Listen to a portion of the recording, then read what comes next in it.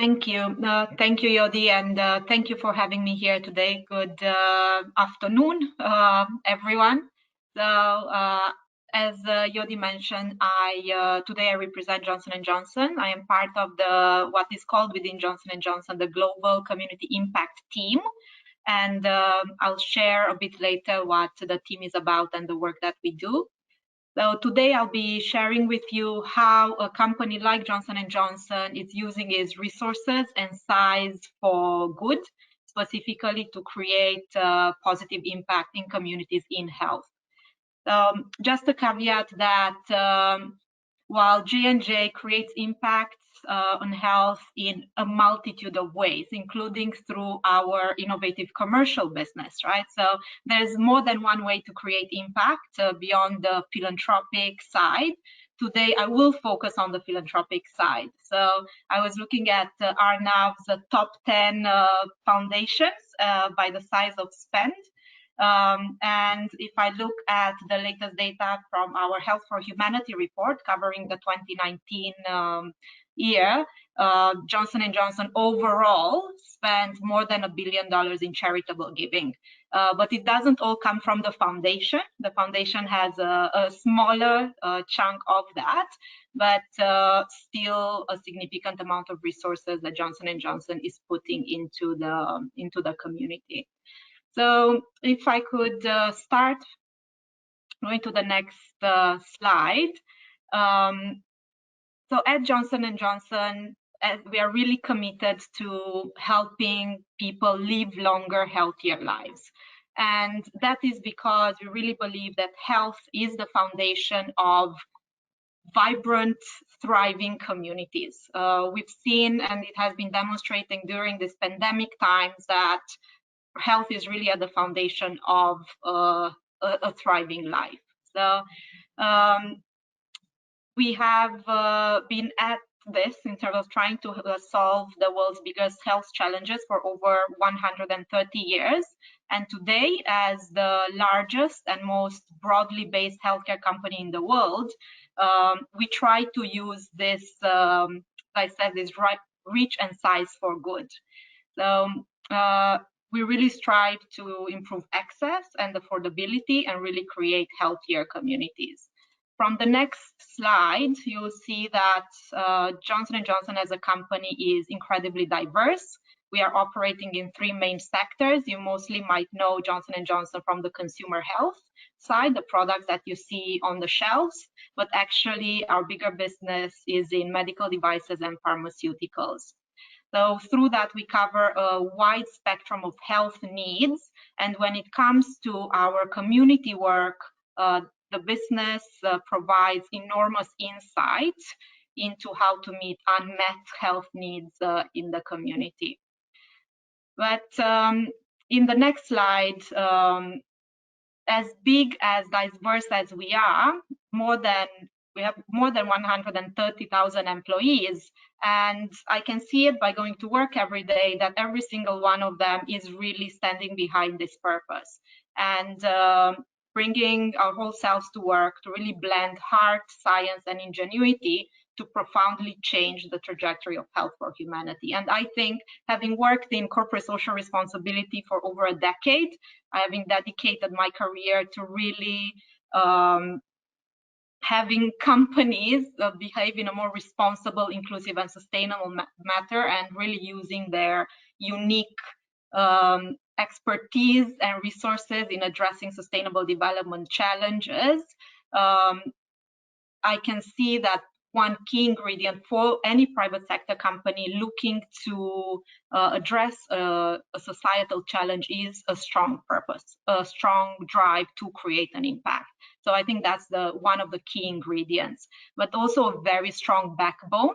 So from the next slide, can see that Johnson&Johnson has been driven by what we call our credo, which has been around for over 75 years. Nowadays, we see a lot of companies that are articulated what they call their purpose statements or their corporate social responsibility statements or corporate citizenship statements or so on, where they kind of put forward what they believe their responsibilities are. Well, Johnson&Johnson has had this for over 75 years. I think it's really quite a pioneer in this approach, and this really defines our responsibility to patients, doctors, nurses we serve, employees, communities specifically, and the environment is also mentioned there, and finally our stockholders. And that's actually the commitment to stockholders is the one that is my favorite part of the credo, because it quite bluntly says, trust us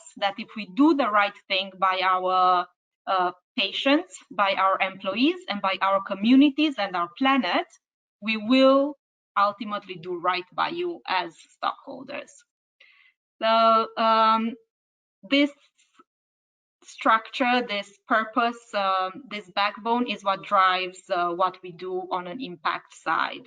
But beyond this, there are so many health needs out there. So as a company, we needed to prioritize. So we looked into what are the biggest health needs currently. So on the next slide, you can see what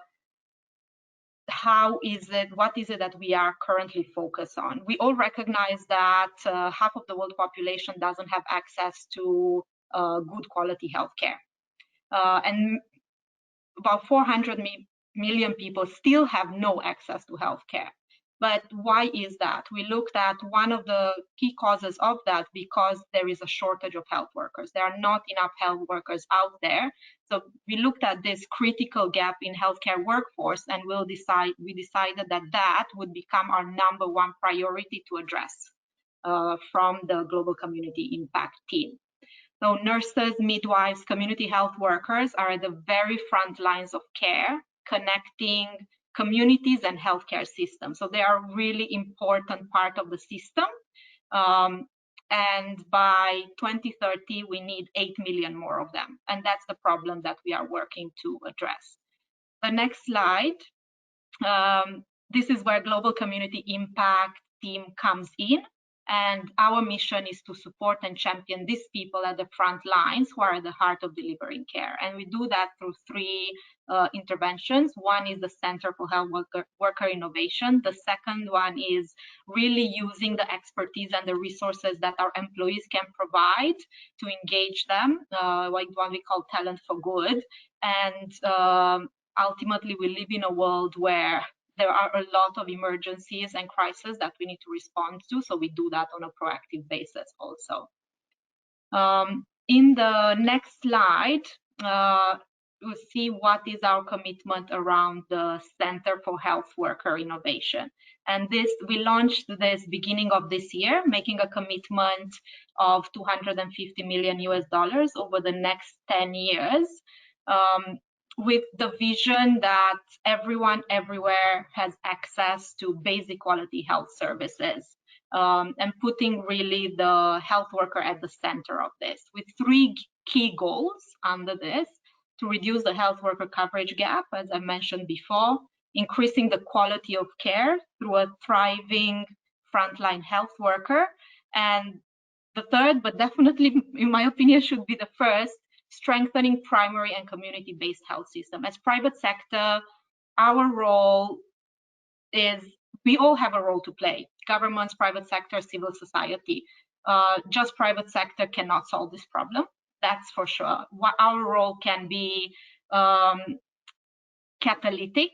Now we can look at early stage interventions that we can put them on the pathway to scale, but ultimately we need to rely on the health systems in order to adopt that at a larger scale to really make the impact that we need.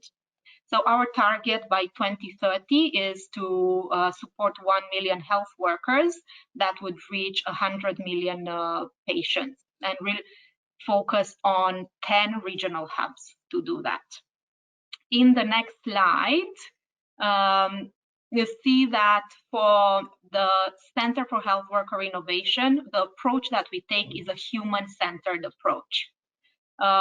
So we want to impact the system by focusing on the needs of the individual health worker and what does he or she needs to thrive on their job. So we identify 5 priority challenges that we want to address first, and those are training and education, ensuring that health workers have the skills and capabilities needed to be able to perform their role. Leadership and management, that health workers, specifically nurses, for example, midwives, community health workers, have opportunities to grow and as leaders and access to effective management. Health and well-being and resilience. And again, during this pandemic, we've seen how important the mental health of our frontline health workers is, being able to really deal and cope with the pressures of their daily work. It's something that we want to support. Connection and integration is another priority. How do we connect these health workers? If there's a community health worker somewhere, how can we connect them to the broader health system and vice versa? Respect and recognition. So through our advocacy work, we really want to shine a light on how important these health workers are. We thought we would spend for us. So in a very short period of time, we were demonstrated how important the health worker is and why is it that our focus on the health worker is more timely than ever. On the next slide, as I said, we, as a private company, we can't go everywhere. We can't do everything. So we prioritize the 10 hubs, and Southeast Asia is one of them, with Philippines and Indonesia being the priority countries within Southeast Asia. And we chose that based on needs, especially in terms of health system and health workers' needs. So after we identified and prioritized the need, then we go into what do we do about it. And on the next slide, you see that we don't go at it alone. We do it through partnerships. And we have a long history of long-term partners and programs spanning different types of organizations, from bilaterals and UN agencies to more grassroots and local NGOs, professional associations, ministries of health.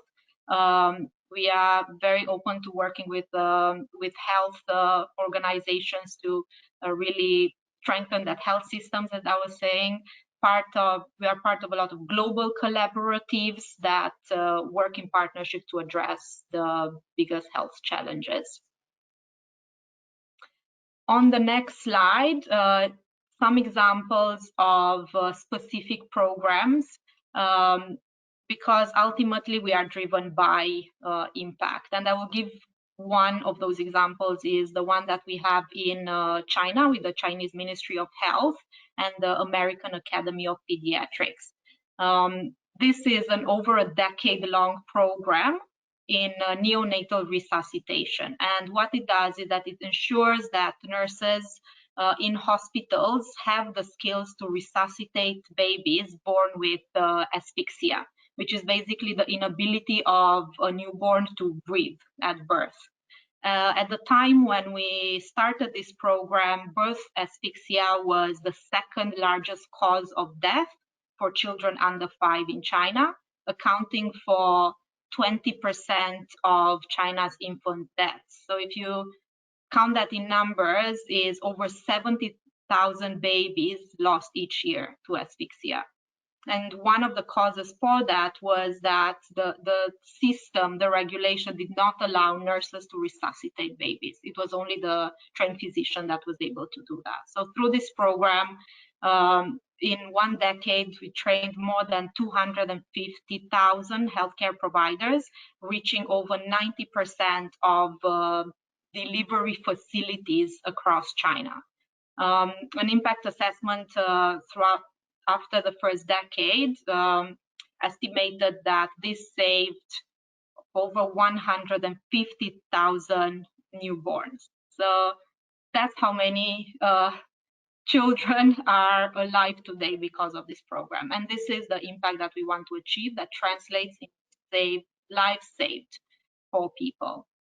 In the next slide, I put together a few examples of the work they're doing here in Indonesia with a few very reputable organizations locally. And one of them, Project Hope, will also present tomorrow.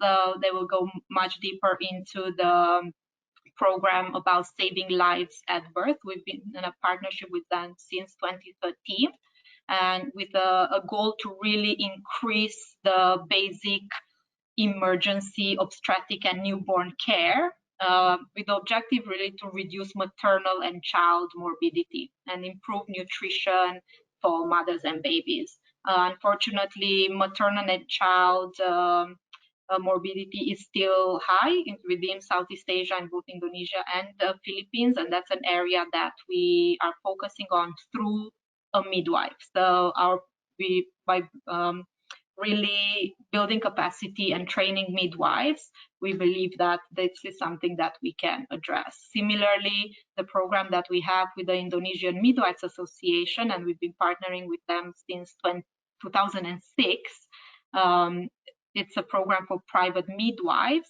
really helping to improve the quality of clinical standard for midwifery practice.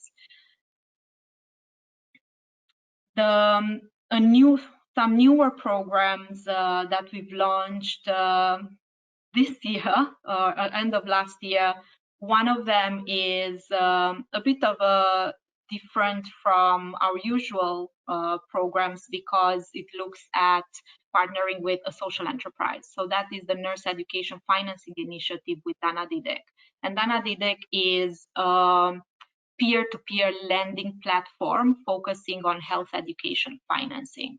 When we looked at Indonesia, we saw that there is a large nurse shortage within the country, and the World's Nursing Report, published now in 2020, identifies Indonesia as one of the top 5 countries with the largest nurse shortage. So need about 200,000 to 300,000 more nurses by 2030. That's a lot of nurses. But when we looked at some of the challenges, we've seen an inability of nurses to stay in school because of the different upfront fees and also fees that they need to pay at the end of their education, which makes a lot of nurses to drop off.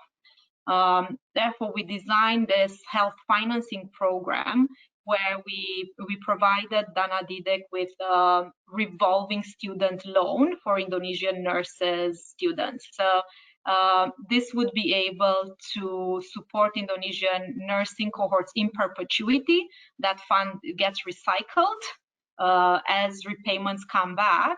And within 10 years, this will impact over 2,000 nurses. But it's still a very small dent in the 200,000 nurses that we need. So if any participants on the call would like to partner around this, we are happy to that collaboration. Another new program in a new area that we want to champion is around mental health, and the program is with FK-KMK. We've looked at the health workers again, and we saw that in Indonesia, there is a critically low number of mental health professionals. That is three per 100,000 population.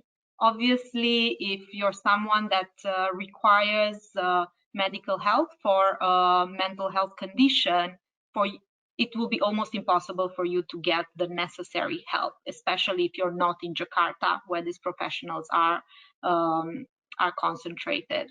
So we started this program with FK-KMK to really go at the community level and build capacity within community-based care and providing training to community health workers and oriented community groups to improve their knowledge on how to support people with a mental health condition and schizophrenia in this case. So for my last 30 seconds, I cannot conclude this without saying that COVID response has taken a lot of our efforts and resources this year. Worldwide, we've made a commitment of $50 million just in response. This is separate from the vaccine that Arnav was mentioning before. That's a huge investment there. But throughout this process, we've supported a lot of organizations throughout this time, and we continue to do that throughout the year. And with that, I thank you for your time, and I look forward to questions.